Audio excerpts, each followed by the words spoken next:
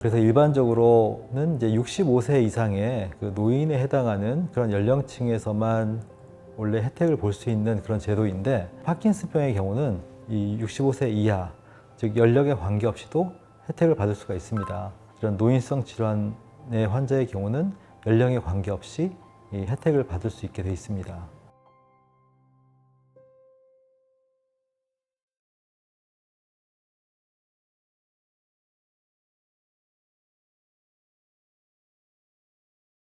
안녕하세요.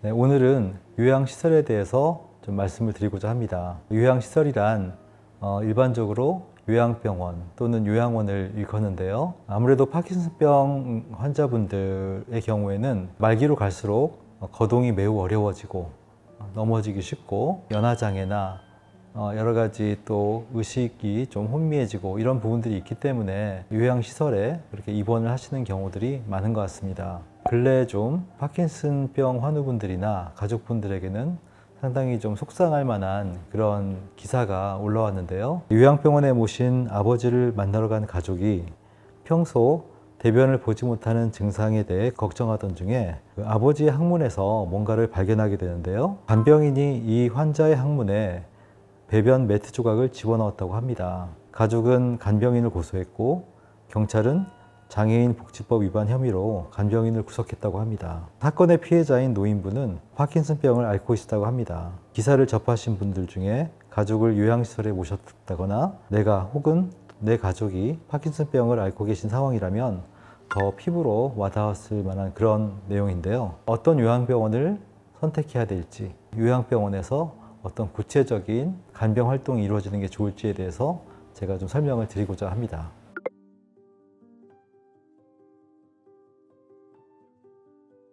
보통 일반적으로 파킨슨병 환자의 경우에 요양병원에 입원하게 되는 그런 단계는 4단계나 5단계에 접어들었을 때 보통은 그런 결정을 하게 됩니다. 3단계까지는 넘어지긴 쉽지만 그래도 본인 스스로 걷는데 큰 문제가 없는데 4단계에 들어서면서부터 이제 혼자서는 못 걷고 같이 걷더라도 넘어지기가 쉽고 5단계에서는 아예 일어나기가 어려운 상태가 되기 때문에 환자 관리의 효율성까지 고려했을 때 집에서보다 좀 시설이 좋은 그런 요양병원이나 요양원을 이용하는 것을 고려할 필요가 있겠습니다.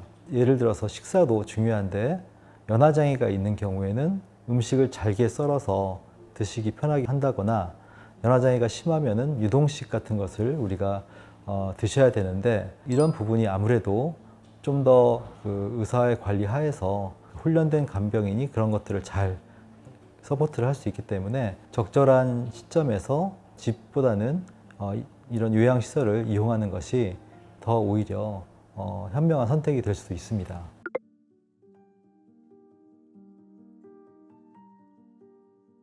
요양병원이 파킨슨 환자한테 매우 필요한 곳이긴 한데 파킨슨병 환자들의 최적화된 그런 요양병원은 아직은 좀 국내에는 부족하지 않나 그런 생각을 가지고 있습니다. 다른 질환 환자에 비해서 이 운동 치료가 굉장히 중요합니다.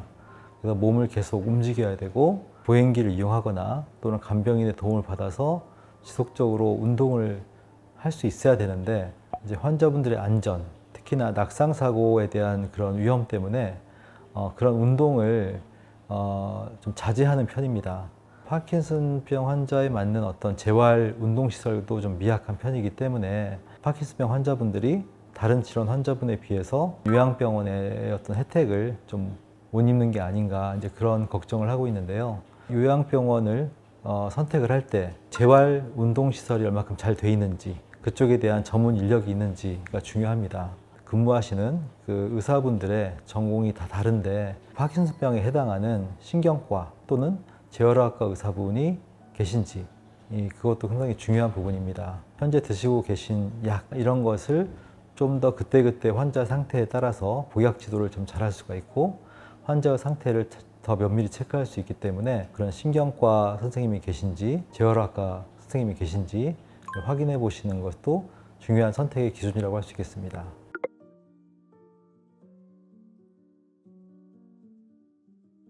보통 장애는 신체적 장애와 정신적 장애가 있는데요. 파킨슨병은 이런 신체적 장애에 속하겠죠. 신체적 장애에는 다양한 거기에 해당되는 질환군이 있는데 뇌병변 장애에 파킨슨병이 속하기 때문에 장애 등급을 얻을 수 있는 그런 대상이 됩니다.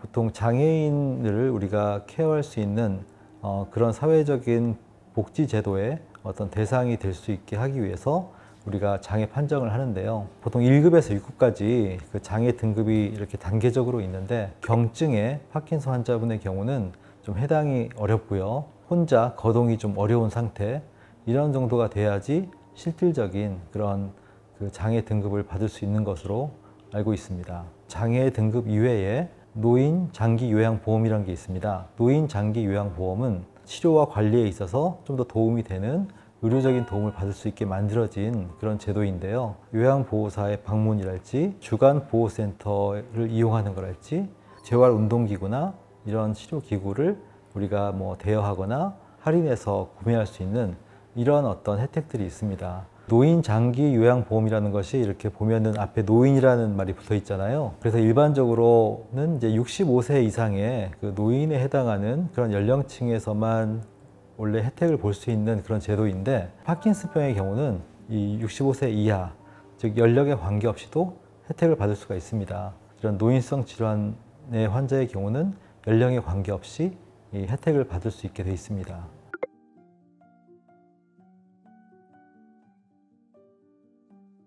네, 아무래도 이제 이번 사건이 변비 증상으로 인해서 이제 유발된 것 같은데요. 단순한 변비 같으면 이런 식의까지 상황이 벌어지지 않을 텐데 파킨슨에 의한 변비는 일반적인 변비에 비해서 좀 몇 가지 특징이 있는데요. 변이 이렇게 나오다가 마는 겁니다. 쥐어짜는 그런 어떤 운동성이 떨어져서 괄약근이랄지 그 직장에서의 운동성이 떨어지기 때문에 변이 항문 가까이에 걸려 있는 경우가 많습니다. 환자분들은 자꾸 변이를 호소하고 근데 막상 변을 보려면 안 나오고 이런 식의 고통이 많은데요. 하루에도 10번 넘게 화장실을 다녀오려 한다거나 변기에 앉아서 20, 30분 동안 씨름을 한다거나 이런 식의 고통이 있고요. 나아가서 이렇게 정신적인 강박까지 생길 수가 있습니다. 굉장히 고통스러운 증상이자 또 전에도 말씀드렸듯이 이 파킨슨병을 악화시키는 또 주된 체내 환경이기도 합니다. 늘어져도 이틀은 넘지 않게 그렇게 변을 조금씩이라도 배출하는 것이 굉장히 중요한데요. 근데 일반적으로 우리가 변비약이 잘 안 듣는 편이기 때문에 저희 한의학 같은 경우도 이 변비 쪽에 굉장히 집중을 합니다. 다행히 이제 저희 한의학에서는 장의 운동성을 활발하게 만들어주는 그런 약재들이 많이 있기 때문에 상당히 파킨슨성 변비에 탁월한 효과를 가지는데요. 이런 식으로 좀 더 효과를 볼 수 있는 그런 다양한 어떤 음식이나 대체 치료 방안을 생각을 할 필요가 있습니다. 오늘은 요양시설에 대한 말씀을 드렸는데요. 요양시설에 입원하시게 될 그런 단계라는 것은 파킨슨에서는 거의 말기에 가까운 단계입니다. 파킨슨병은 말기가 너무 힘들기 때문에 말기의 단계까지 가지 않도록 착한 파킨슨병을 만들어야 된다는 말씀을 많이 드리는데요. 치료에서도 가성비가 있습니다. 악화가 될수록 여러 가지 치료 및 관리 비용, 부대 비용이 훨씬 많이 듭니다. 치료나 관리에 대한 비용을 생각할 때에도 초기에 또는 중기 이전에 좀 더 집중해서 우리가 말기에 가지 않도록 하는 그런 식의 대응이 굉장히 중요하고요. 말기의 상태가 되었을 때는 집에서나 요양시설에서 주로 이제 거동을 못한 상태로 하루를 보내게 되는데 그때 환자한테 고통스러운 증상들은 대부분 다 비운동성 증상들입니다.